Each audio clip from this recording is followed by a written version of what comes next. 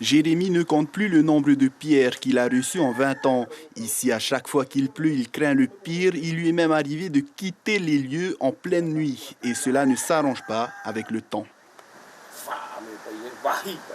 Les arbres ont poussé, et puis ça a sorti des gros blocs de pierre.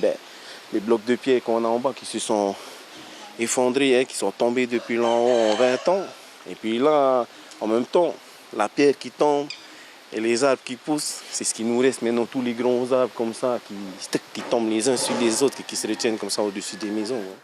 Ce n'est pas le seul changement qu'a connu cette vallée. La rivière a été déviée de son lit il y a de cela une vingtaine d'années.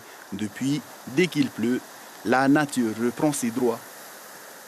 Il y a eu une déviation du lit de la rivière. Il y a eu à outrance des curages qui se sont faits en amont.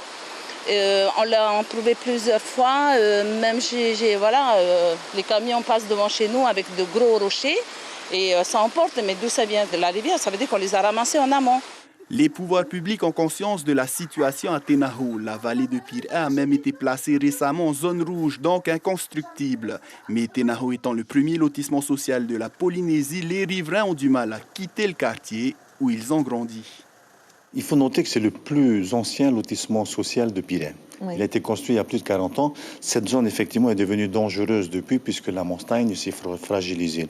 Le projet est de les déplacer vers l'hippodrome et on construirait un petit village qui pourrait les accueillir et dégager complètement cette vallée. À l'époque, on habitait ici. Donc non, zone rouge n'existait pas, le PPR n'existait pas, c'est avec les nouvelles textes, les nouvelles lois en vigueur et tout ça.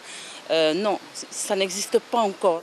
Ils sont donc tiraillés entre l'envie de rester là et celle de quitter la vallée par sécurité. Si cela se fait, les habitants de Tenaho pourront être considérés comme les premiers réfugiés climatiques de Tahiti. L'information en continu sur Polynésie la première, Internet et réseaux sociaux.